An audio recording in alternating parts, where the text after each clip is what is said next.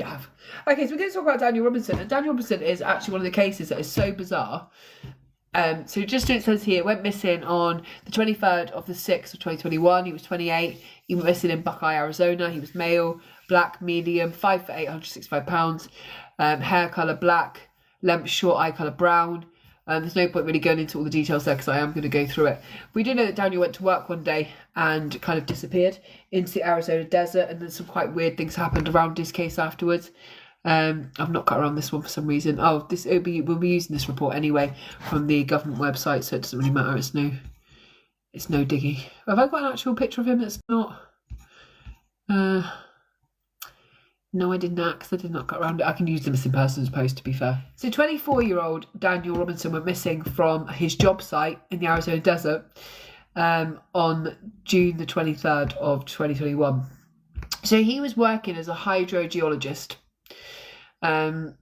Don't ask me about that. So he was working in the Arizona desert. He would go out with two people, so him and another person. They'd go out to different places in the Arizona desert, and they'd kind of do geology out there and stuff. So a few weeks. So yes, he was at the job site. I'm going to talk about in a minute what happened, but he kind of freaked out, got in his car, drove off, and it's now all these years later, and we still don't know what happened to him. Now, let's get into his backstory a minute. So his name was Daniel Cornelius Robinson, really cool name. Born on January the 14th, 1997 in South Carolina. His father is David Robinson II. He's really important in this case. And his mother was Melissa Edmonds. So Daniel was born with only his left hand, okay? So he was missing part of his other hand. He's missing his whole hand and the rest of his forearm. So he was born with only his left hand and was missing part of the forearm. Daniel refused to let his disability slow him down. He had been considered an overachiever most of his life and was always competing against his siblings. And he was always trying to outdo. His siblings were the same. And they were raised in a family of really strong black children, where it was very important to know there's no limitations. You're going to go out there, you're going to get an education, and you're going to give your part to the world. It was very important to his parents, who were great people. Now, Daniel had taught himself how to play the trumpet one-handed. He'd also learned himself to play video games one-handed and was a boss at them. And he was also athletic while he was at school and loved the outdoors. So this was a boy who from very young was not going to let his disability get him down. He wasn't somebody who was just going to moan about it and just allow it to stop their whole life. He was someone who was going to actually go above and beyond to show people that I'm able-bodied and no one's going to stop me. Daniel's family remember him as having a bold sense of adventure. He wanted to travel, he could drive, he would go out, he'd go through university, he'd had girlfriends. He really had been very successful.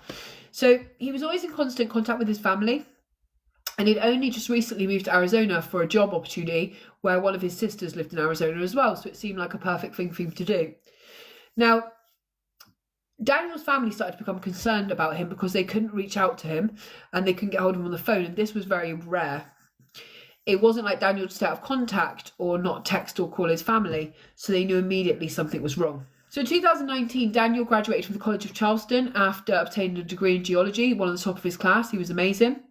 And shortly after graduating, Daniel got a job at Matrix New World, geologist, and Daniel would need to move from Charleston to Arizona for the job, and he was really excited about his future. Now, Daniel's sister, Davisha, she already lived in Phoenix, Arizona, so he felt like he had somebody there, and his family felt like this was kind of a better idea because he had his big sister to rely on. To make extra income on the side, as well as being a geologist, Daniel started to become an Instacart driver. Now, Instacart is very much like Uber Eats or what's the other one called? Uber Eats. What's the orange? Oh, Just Eat. So it's kind of an Instacart driver is somewhere you phone up, you get groceries or you get a delivery in America, and the Instacart driver comes and drops off your delivery. So on June the 12th, 2021, Daniel delivers groceries to a woman called Caitlin. She's having a house party at the time. She's got 3 or 4 friends there, and she orders some more vodka and someone orders some cigarettes. And Daniel, as the Instacart driver, this is important, this part of the case, he drives out to Caitlin's house to deliver the shopping. Now, she asks him to come in and have a drink with her and her friends. Daniel's not supposed to do this as a delivery driver, but he decides he's a little bit sweet for this girl. She thinks she's very attractive. So he's like, it's the end of my shift, I'll come in and have a drink. So that evening they exchanged numbers so Caitlin could text him about a podcast that she's talking to him about. Now, I don't know if there'd been some drugs taken at this party, especially by Caitlin and her friends, but they get him inside to have a drink, and Caitlin starts talking to him about the meaning of life, what's happening in the world, is heaven or hell real, this podcast that talks about kind of mortality and life or death and heaven and religion. To me, that's kind of something that after you've been at a party for 3 days, all of a sudden you're talking to someone, you think they're absolutely great, you're telling them all about the meaning of life, and then all of a sudden you wake up and be like, what the fuck, the sun's come out, why are you sat on my lap? Like, it really is, it feels like that kind of vibe. The conversation feels very deep for someone that you've just invited into your home.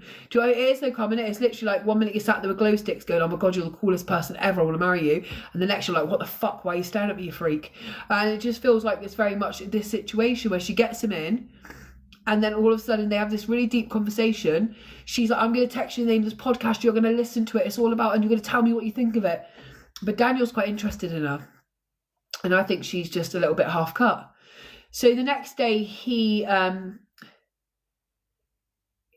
tries to message her. Now Caitlin says later on to the police, I thought he was nice, and I thought he wouldn't be able to hurt me because he only had one arm. And that he was very short in height. So I think she kind of opened the door, and because he only had one arm and he kind of was like a little bit of a shorter guy, she thought, well, he's harmless, we'll let him come in. We'll just let him come in and join in. Whereas Daniel kind of thought like, oh, she's invited me in because she probably is attracted to me. And I think probably there was some cross communications. I've never heard anyone say that before. Well, I just invited him in because he had one arm so he couldn't hurt me. This was a man who could do everything with just having one arm. So even that, the way she worded that is just a little bit weird to me. Thank you for everyone for help with the gift goal. It's all back on now. At one point when Caitlin was out of town, Daniel would text her a few times, right, and said that he had listened to the podcast, and she kind of said, how are you and stuff, and he asked about the podcast. But Daniel started to get quite intense with her, and so she just kind of stopped answering, right? Ghosted him. Now, when he had gone to her home that day to the party, this is important, he had taken off like some kind of bit of his vehicle, like some kind of hood, or the kind of bit that went on his car that had Instacart written on it, like the advertisement, and he'd put it into her yard because he didn't want to be out drinking with people and kind of like partying, but still have Instacart out there on his car. So we know at some point, well, Daniel messaged Caitlin to ask if he could come and get it back from her house. She said, I'm out of town. So he went to her house anyway to try and look round for it. And Caitlin was unnerved by this because she'd seen him on CCTV. She's saying, this isn't the first time he's shown up at my house when I've told him not to. He seems too persistent. I've asked him not to come. And I get both sides of this, right? He wants to get something back because he needs to work, and he feels like you're being off with him about it, and he's quite into her. And at the same time, she's like, this is freaky. I've told you no. Like, I've told you I'm away from the house. So they then have an exchange of text messages between Caitlin and Daniel in which she says, just stop. Just stop. And he says, but I'm right outside your house. And she says, I've asked you to stop. Right. And we see kind of, and we see here that he's like, she's saying stop. So he's like, well, I'm right outside. So he's kind of seeing if she's receptive to maybe something. And she's kind of saying, no, to stop. And then Caitlin replies to him saying, I'm just outside. But saying, I don't even want to text you anymore. I just don't want to talk. And I do feel like, I don't unfairly think that Caitlin made him feel like he could act this way. And while he's missing and I want him to be found, I do feel like in this situation that sometimes you should just, if someone acts like they're not interested, it's just, that's okay.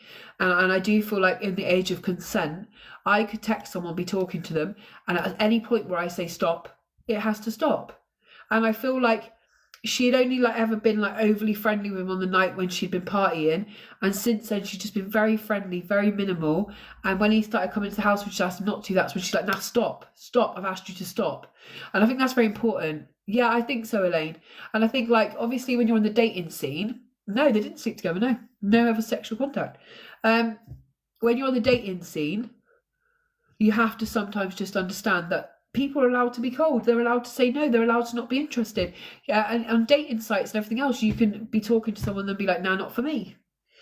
And it feels like a lot of people have painted Caitlin to be a really evil person, and I've looked into this case extensively, and I honestly think she was a girl that probably should never invite him into her home. Did give him some false hope that night, especially because he'd moved to a new town. He didn't have anyone. He wasn't doing very well kind of emotionally at the time. And I think he kind of thought that she was offering him far more than what she was. So his last text message to Caitlin said, "The world can get better, but I'll have to take all the time I can or we can, whatever to name it. I'll either see you again or never see you again." So on June the 22nd, 2021, Daniel spoke to his father and they had a 2-hour conversation. And this is when Daniel told his father that he had recently met a girl called Caitlin and started talking about her. David doesn't know at this time that this will be the last time he ever talks to his son. And he says that he doesn't think his son at this point is ill or mentally ill, but he thinks he's a little bit discombobulated. Like, things aren't really, hey Faye, things aren't really matching up. Like, the conversation is all over the place. A bit like having a conversation with me with ADHD. It's a kind of like, it kind of like peters out everywhere. Then I'm like, what was I talking about? Nothing kind of really flowed. So the police would later imply that Caitlin and Daniel had been in some kind of relationship.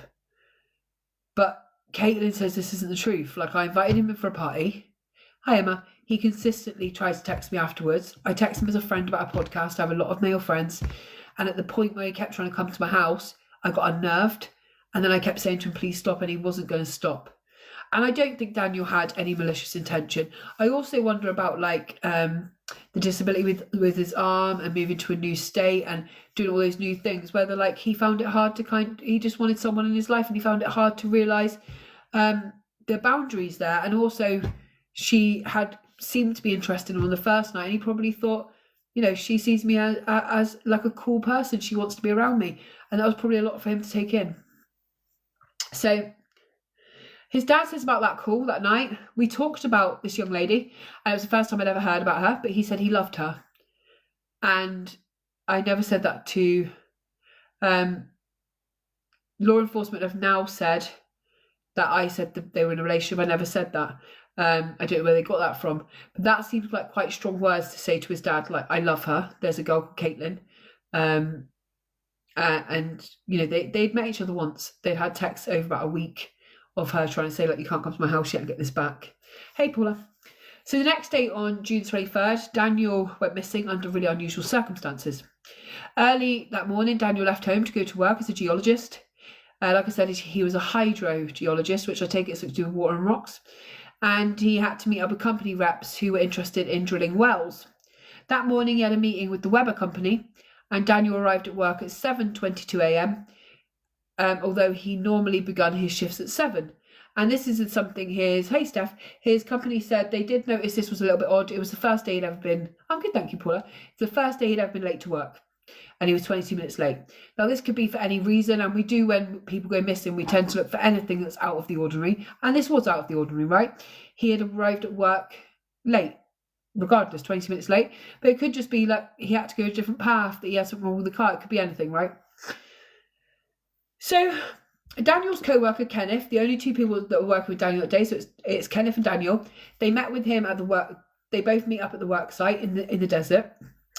It was the first time these two had ever met, right? And they're supposed to be meeting to determine whether the area they're looking at in the desert is a good site to have a drill site, right, for oil. So they go out there, they make small talk about the weather. It's extremely hot. We're in the Arizona desert. And Kenneth now says, as soon as I saw him in the desert, he was acting weird. He kept staring off into space. He was talking to me, asking me a question like, "What did you have for breakfast?" And Kenneth was like, Daniel. And he was like, I'd never met him before, so I couldn't have said it was out of the ordinary for him. It could have just been him, but it was odd. So at this point, Daniel keeps turning to look out into the desert. He keeps turning around and staring into like this vast space of desert. Nobody's there. There's nothing around for miles. And then Kenneth says, within like about half an hour, 100% Hayley, we can see it from both points, can't we? About after a half an hour, he says Daniel started to talk about some things that didn't overly make sense. Now, Kenneth has never really talked about it in great detail, but one of the things he keeps saying is, Kenneth, why don't we go back to Phoenix and have a rest? They were never in Phoenix to begin with. That's where his sister lives. But Kenneth's like, well, we've just got to work. And he's like, Kenneth, why don't we go get some rest? And Kenneth's like, we've got a lot of work to do today, Daniel. And Kenneth's saying he didn't feel scared of Daniel, but he felt a bit off. Like he's in the middle of nowhere with just like one other person, and the person's not acting very like normal. We'll talk about Kirsty, but not really medication at this point. So no, we don't think there was any medication for anything like that.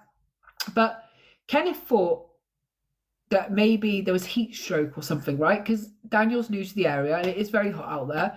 So Daniel just goes and sits in his Jeep, because they've both driven out right differently to the job site. So Daniel goes to get in his Jeep, and Kenneth's like, fine, he's probably going to get his water out of the car, do something. But then Daniel puts on his seatbelt, waved at him, says bye, and just drives off. And Kenneth's like, what is he doing? Like, we've just got to work. We've been in like 20 minutes. He's just got into his car and he's just drove off. Like, that's never happened before. We've been, like, when I've been with anyone on one of these job sites, it's just, he didn't say he was ill. He didn't say I'm heading out. He didn't say anything. He just drove off. So he thought at that point, Kenneth, that Daniel may be feeling a bit ill. But as the hours went by, Daniel didn't come back. And Kenneth thought, I better just have a look around what's going on. And he could see that there's tyre tracks heading west. So he gets in his vehicle. This has never been explained to me, and this still doesn't make sense to me. So Kenneth, who's never met Daniel before, never worked with him before, even though they both work for the same company, but they don't often meet up to do jobs together. They haven't before on this occasion. Daniel's drove off, and Kenneth says, I just assumed he was ill. So why was this man looking around the desert for him? That's what I don't understand. At this point, Kenneth hasn't spoke to anyone, like a boss, to say, did Daniel call in sick? Did he come back to the office? Any of those things.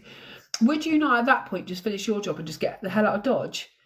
Because I don't think I'd be looking around the desert for someone. Because as far as you're concerned, Daniel's not acting very well. You think he might have heat stroke, whatever, and then he's got in his car and drove off.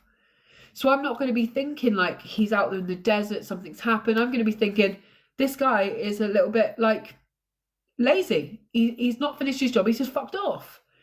And he knows that at that point, Kenneth even admits to know that Daniel's very new on that job, just moved to Arizona. So it could be that he's just flaked out. That he's just like, oh, he's gone in sick, whatever. But I just don't know why he'd be driving around for him. Why would you assume he hadn't just gone off from the area? So anyway, the road ran north and south and has like a T section. It's in the desert. And he notices that Daniel's tyre tracks head west right into the desert, not back to the main road. So Kenneth eventually loses the trail of the tyre tracks and he is unable to locate his co-worker. So Kenneth quickly learns that Daniel hasn't been in contact with the office, with his father. So he ends up contacting Daniel's sister. So this again to me is very weird. Like, you're his colleague. It's the first time you've met him on a job site. Why are you going above and beyond to contact his family or even know if Daniel's had any contact with his family? Does everyone else feel this way or not? Or am I being weird? Because I feel like if I start a job and I meet someone for the first time, say Nicole, we're working together, and all of a sudden I realise a woman's gone from her shift, I'm just thinking she's probably gone home ill. Maybe it was her time to finish. I'm not going into the office to kind of go, do you know what her family are? Do you know if she actually I think it's very weird. Likewise, I'm not going outside to look where they're going in their car thinking, I wonder if that's where they normally go. On my way home, I might be late home because I might just look for this woman. Like, just because it's a desert, it seems really odd. So at this point, Daniel's father, David, finds out from his son, from his daughter and everyone else, that Daniel has gone missing. And he contacts the Buckeye Police Department and makes a police report. Now, he was told by the police, as in all these cases, you have to wait 12 hours. And because of that, he phones back at 7 o'clock in the evening, which 12 hours has gone, and says, I want to report my son missing. Now, his co-worker Kenneth was not the only person who'd noticed Daniel's unusual behaviour in the days before his disappearance. Some of his friends and family members also thought he was acting weird and strange. But there were no signs he planned on hurting himself, committing suicide, or going missing. But something did seem to be troubling him. And it seemed like the podcast he'd been told to listen to, the girl talking about life or death, this thing with Caitlin, maybe opened him up to like, am I happy with the world? Is there enough going on? Am I deep in things enough? It just kind of takes him to a place that maybe he wasn't ready to be thinking about some of those really rabbit hole topics. So the police accessed Daniel's phone, bank and car records in order to learn more about Daniel's actions that day. And they learned that he'd stopped at a Shell garage on the way to work, had bought $3.83 worth of gas, right? And then he leaves the gas station. But this is really bizarre because Daniel has a really good job as a geologist. His family have been helped setting him up, and he has money. He has money. Well, I'll talk about that in a minute, Carl. It's a big part of this case. His family have money, and he has money in his bank. So that's like me going to a garage and having $1,000 in my bank safe from my pay, and me putting £1.50 of petrol in my car. Like, it's very strange. It's a very specific amount, $3.83.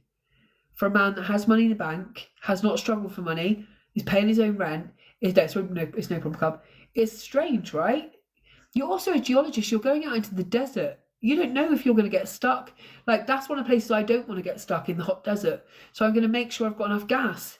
But it's always been a little bit strange, those details. Now, according to his phone records, Daniel had texted his co-worker, Kenneth, at 8:10 a.m. This was the last text that anyone would see. And Daniel, obviously, the last time anyone saw Daniel was Kenneth, but we have never known what that message said because we don't have Daniel's phone, and Kenneth said that text didn't happen. And I find that really bizarre because you last saw Daniel around 8. So what was that text? 8:10. I just can't stop myself thinking about what that text was. So on the morning of June the 24th, the Buckeye police called Daniel's cell phone. Nobody picks up. They called a second time that day, but were unable to get hold of him. And Daniel was scheduled to work again on the 24th, but didn't show up for that day either. Now, David, his father, immediately travels to South Carolina, from South Carolina to Arizona, because he wants to find his son. And by the time he arrives in Arizona, locals and the police are already looking for his son. The search person operation has begun. Now, on the 25th, the police department did an aerial search with the assistance of a Phoenix police helicopter. And they were unsuccessful. They found nothing. Thank you, Stephanie. They find nothing at that point, which will become bizarre. Thank you, Emily. It will become bizarre later on. So Daniel Robinson, at the time he disappeared, was 5'8", weighed 165 pounds. He was a 24-year-old black man with black hair, brown eyes, and had last been seen in his 2017 blue-grey Jeep Renegade. Now, this is weird because what we will find out later is there is evidence out in that desert, but a police helicopter has missed this. Now, in the desert, obviously, we know it's all kind of like one colour. Things stand out in the desert. You can see things in the desert. So it seems bizarre they don't see what we will later find out is there. So the Buckeye Police Department state the last time that Daniel's phone had pinged was 10:30 on June 23rd. And that's shortly after he's driven off out of the desert. It's about 2 hours after he's... Leave me alone, I don't want to battle. About 2 hours after he's left the desert, right? They start to investigate the possibility they could locate Daniel through his Jeep's OnStar system, which is like a black box. However, when they start to look into it, they discover that Daniel's Jeep doesn't have this system. We don't know, Hayley, we'll get into it in a minute. They hope that the Uconnect system may yield results. That doesn't either. And about after they keep trying this, they ask the company who makes the Jeep to see if they can get the GPS, but they're unable to learn anything. It's reset to 000. So once David Robinson has arrived in Arizona, he goes to the Buckeye Police Department to speak to them, and he's joined by his daughter, Larnell Farmer. His daughter and Larnell Farmer, who is the president of a company that kind of help do a lot of service for the black community, including missing people. Now, at first, the police are saying to Daniel's father, look, he was doing some bizarre things at the time. he was kind of in a mental health crisis, like we're going to find him. But his dad thinks from the beginning like something is really off and there may be someone else involved in his disappearance. Now, Daniel's father is a boss. He is a veteran who had done 2 tours of Afghanistan. He is not put off by the Arizona desert. He's not put off by searching. And he's like, I'm here to find my son and I'm not leaving till I do. And the police are like, well, we're going to do some more searches tomorrow. He's like, we're doing now. His dad is very good. And his dad is like, I need somebody to tell me what's going on with my son. He's at a job site. He's working for a company. He's gone missing. Yes, he may have been acting a little bit deep in the days before. Maybe changed a few things that were normal to him. But there's no reason for me to believe that he's done something to himself. I want to find my son. So the desert stretched on for miles and miles. Obviously, it's a massive area there. And his dad begins just searching. He's got people out there. He's got companies out there with sonar. He's got people helping him. He's got Illinois departments coming over the border to help. And his dad borrows an ATV and goes out into the desert along with other members of the search team. And volunteers are walking in a grid search pattern. They found bones, most of which were animal bones. And what's one really important thing that we know is in the time that Daniel's dad has been searching that desert, he has found several other people's missing loved ones. He has found several other human skeletons. He's found bodies out there. He's found other people that he's reunited people with their families. He's just never managed to find his son. So on the June the 27th, the police department got updated phone records from AT&T. They learned before Daniel's disappearance there had been 5 outgoing messages. They didn't learn what had been said in those text messages. I'll talk about that in a minute. On July the 6th, the police reached out to the landlord of Daniel's apartment building. Daniel's family members had attempted to get into his apartment so they could try and learn anything about his disappearance, any clues that were left behind. But unfortunately, the staff had refused to let them in. But when the police spoke to the manager, they were granted access to the apartment, and they discovered that Daniel's job had paid his rent, so he had not fallen behind. And the police reported the apartment was clean, it's orderly, his belongings seemed to be untouched, and nothing appeared to be missing, and there was no signs of foul play. Now, the police conducted another search, an aerial search again by helicopter on July the 9th, and they say again, after 4 searches during a 6-hour duration of one day, they say there was nothing in the area linking them to Daniel Robinson. On July the 19th, 10 days later, a man out in the desert comes across this. Daniel's car. Now, not only is Daniel's body not in that car, but surrounding the car is all of Daniel's clothes he was wearing that day. All of his clothes, his trousers, his pants, his underwear, it's all laying around the car. So now we have a naked Daniel missing from a crash site. So, just going to have a very quick vape and then I'm going to get into the facts of this case because it's long. Let me just see something a minute. So, let me just put this out. So he went missing on the 23rd of the 6th and his car gets found on the 19th of the 7th. Okay, so almost a full month afterwards. Despite several helicopter searches over that area, which I think is important.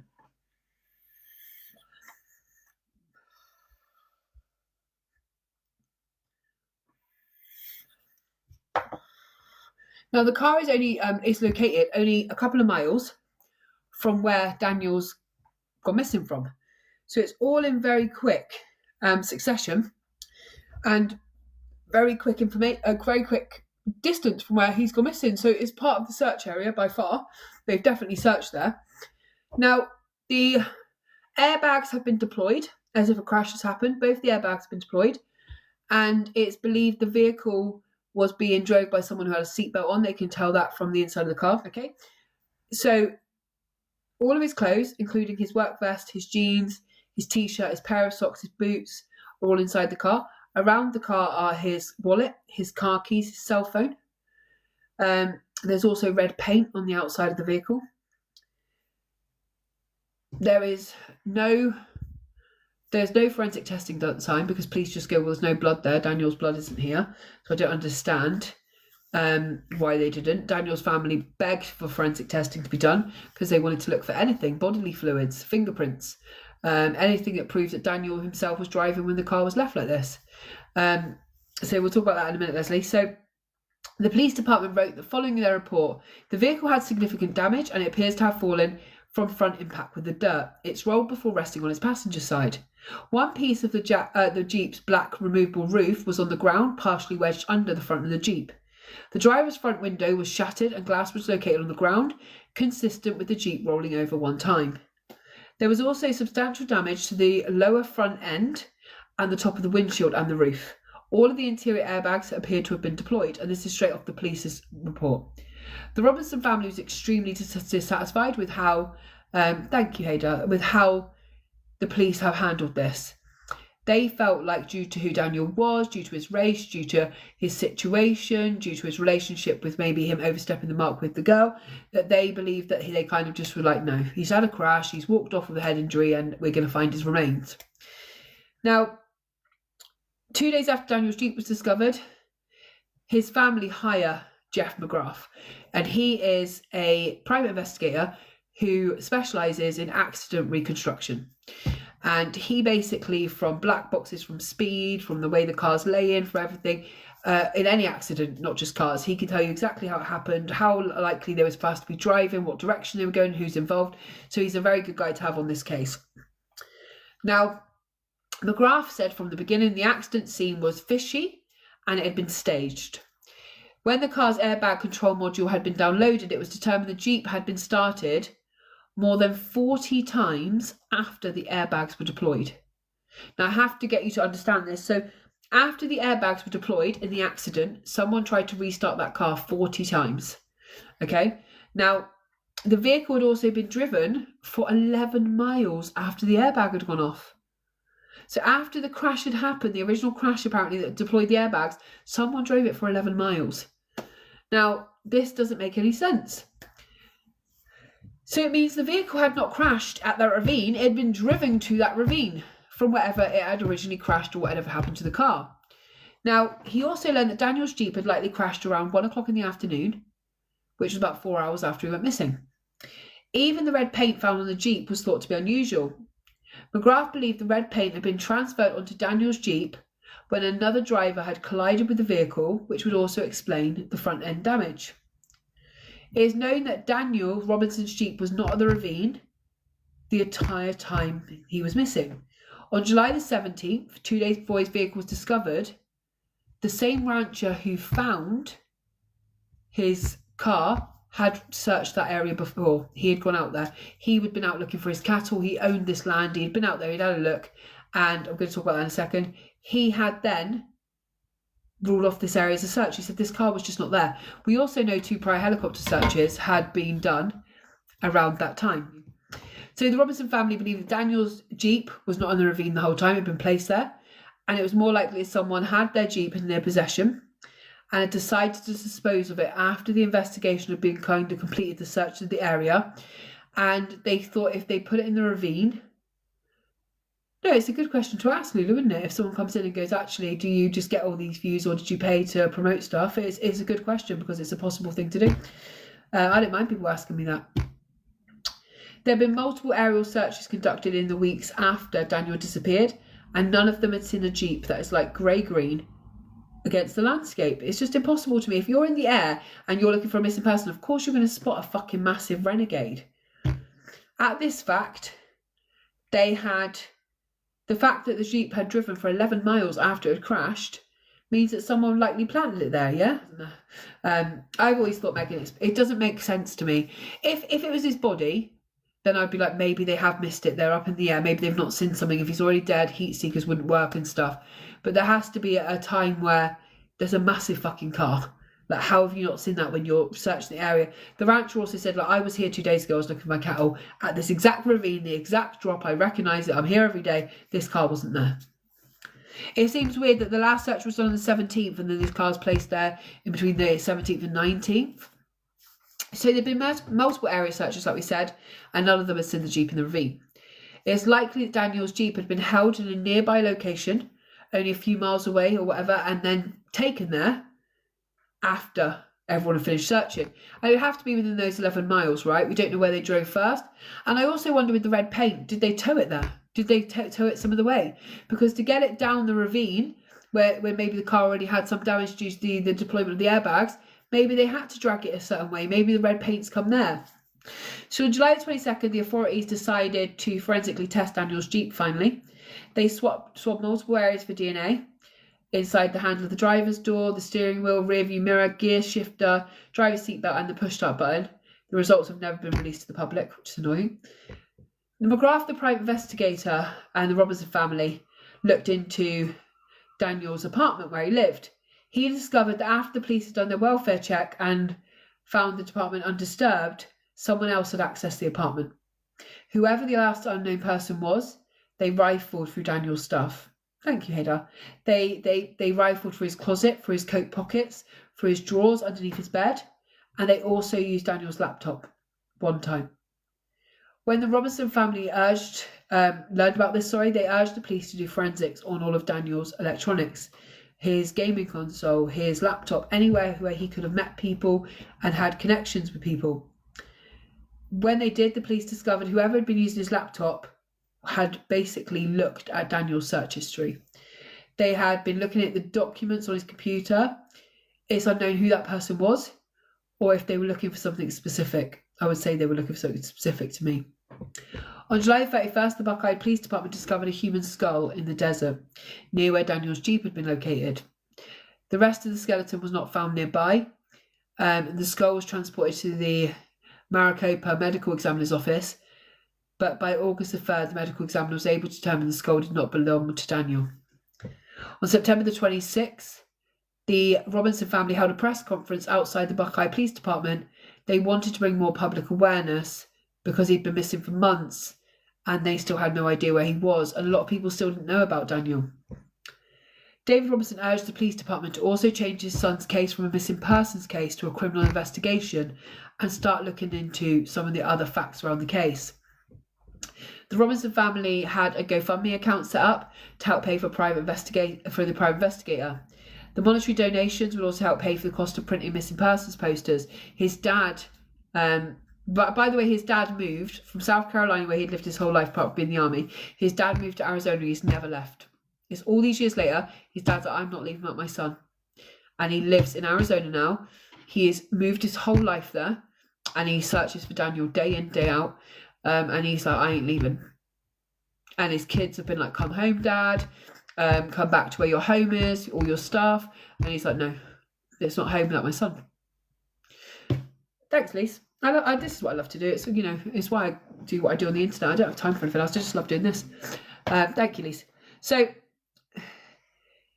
at this point, his dad went from staying in a hotel. Thank you, Karen. He went from staying in a hotel to renting a one-bedroom apartment to eventually emptying out his whole retirement fund to stay in Arizona to search for Daniel. David Robinson has feared that his son was a victim of a hate crime because of racism. Over the years, Daniel had often been naive to the fact that his peers were openly bullying him to his face. There had been multiple incidents over the years in which so-called friends would say or do things to Daniel about his disability or the colour of his skin. And Daniel was just like, it's not malicious, Dad. And his dad would be like, have you heard what they're saying to you? Like one example of this, for instance, which is really heartbreaking, his classmates are nicknamed Daniel Without Papers, and Without Papers is a reference to slaves that would be caught without their freedom paperwork.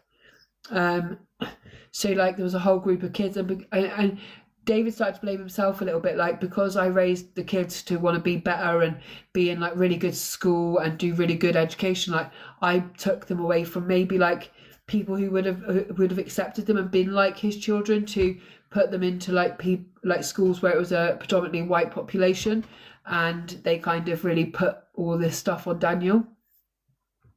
Around the time of the press conference, the Buckeye Police Department announced that they had received help from nearby law enforcement, and they had searched more than 70 square miles. They had used cadaver dogs, helicopters, planes and drones to try and locate Daniel, but nothing had been found. In October of 2021, the police began looking into the short-lived relationship between Daniel and Caitlin, the girl he had met while working for Instacart. They learned the two of them had been texting back and forth, but according to Caitlin and her friends, Daniel had begun showing up at her house unannounced, and she had been uncomfortable by his sudden appearances around her neighbourhood. The police started to reach out to Daniel's friends, co-workers and family members, and they were trying to determine if Daniel had become suicidal because of the breakup that he would have perceived right between him and Caitlin, her saying, "Stop, leave me alone." But Daniel's friends and family insisted this is not the case. His father said he already seemed to be in a bit of a spiral before Caitlin and just kind of came at the wrong time because he just took it so seriously, and he was never like that before. On November the 6th, 2021, a group of volunteers was searching the local area where again they come across human remains with Daniel's father. Again, these were human, and we just know they're not Daniel's. We don't know whose they are. On November 28th, the Robinson family decided to hold another press conference, and Daniel's father announced he had written a letter to the Buckeye Police Department, and he had said that he just wanted them to reach out to the FBI, bring FBI in, thank you, Sarah, because he wanted someone to look into Daniel's case properly. Hey, Jacqueline. He also asked for the public to look into homeless accommodations in mental health hospitals and anywhere where Daniel may be and not know that he was because of a mental health breakdown, amnesia, all of those things. David Robson was deeply upset because he believed the authorities were not doing enough to look for Daniel. The Buckeye Police Department was the lead investigators on this case, and they had been receiving help from different counties, but his dad believed that they should have by now, hey Irish, they should have by now brought in the help from the FBI. David believed that he and his family had put more work in looking for Daniel than the police. And that's true. His dad has actually championed every single search for his son. David was critical of the police department and how they'd taken so long to even file a police report, how they'd never found the car, how they couldn't explain all these things that the accident investigator was saying.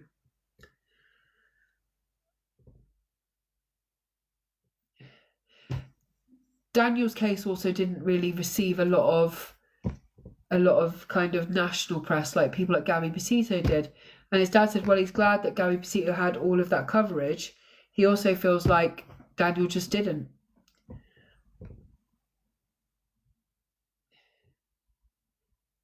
On April the 30th, 2022, David Robinson attended the Las Vegas Crime Con and was a featured speaker there.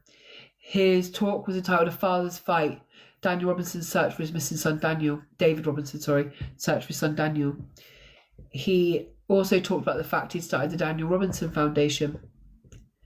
On December the 10th, 2022, the Robinson family gathered in the desert for a day of remembrance with other families with missing loved ones. He's also tried to put himself into Congress in South Carolina, believing that if he can become a member of Parliament, he'll be able to push efforts to find his son.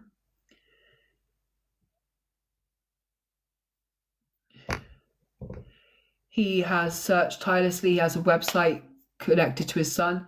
On January the 7th, 2023, his father went back out on a big search, and again he found bones and a skull. They belong to 35-year-old Juan Ferrero, and his dad's managed to bring his remains home to his family. In 2023, the police were tipped off that there were possible remains in a deep well located half a mile from Daniel Robinson's job site. The police had previously excavated the well during an earlier search, but they were interested in the fact there were possible remains down there. There didn't appear to be any when a full search had been done. Someone out there knows what happened to Daniel Robinson. They know what happened to his car. They know what's gone on, and yet no one has come forward or given any information. Is Daniel still alive, or did he die at some point in the past couple of years? He's been missing for years now. Was he buried in the Arizona desert? Was his car crashed at this site? Was it crashed somewhere else? There are still so many questions about what happened that day. I can't find the colour of Ken's car. I was looking for it last night. If anyone finds it, let me know, because I'm still looking now.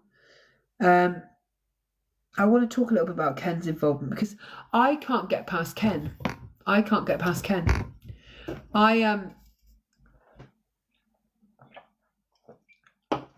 Ken is a white man.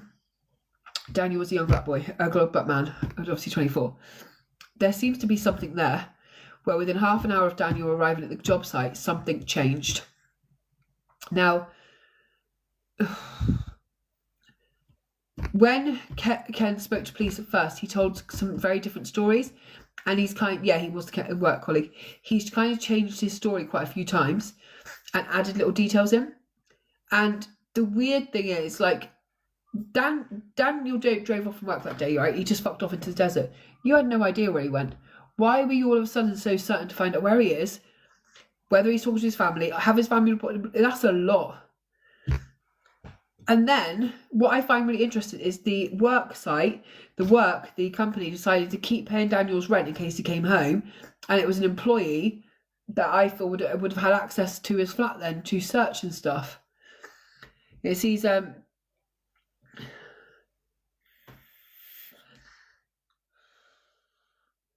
So here's the first statement Ken made. He said he got to the job site around 9 a.m. Daniel left the job site around 9:15. So he said we were there 15 minutes. When he was actually sat down to interview at the police station, he said they both got there together at 9:30 and Daniel went missing at 9:45. He said Daniel was waving to him as if he was waving goodbye. The second time he says Daniel didn't say anything. He just got into the car, no waving, no nothing, just fucked off. And I didn't think twice about it. I just carried on to work. But then why did you come home, speak to the work and be like, has anyone reported Daniel missing? Has Daniel called in? Like, why were you so aware?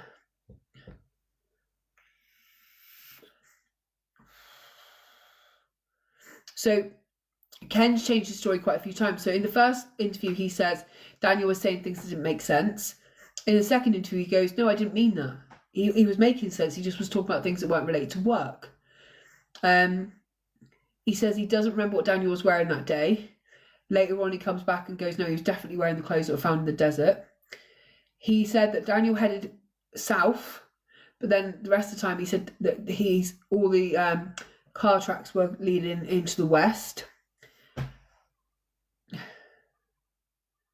Now at 7:31 a.m, we find out that Ken left a voicemail on Daniel's phone telling him not to come to work yet because they're waiting on a fuel truck, right?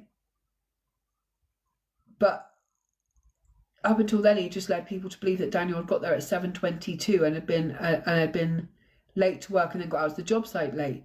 We also know there's a missed call by Ken from Daniel's phone at 9:28 and a text message around 10:10, which he can't explain.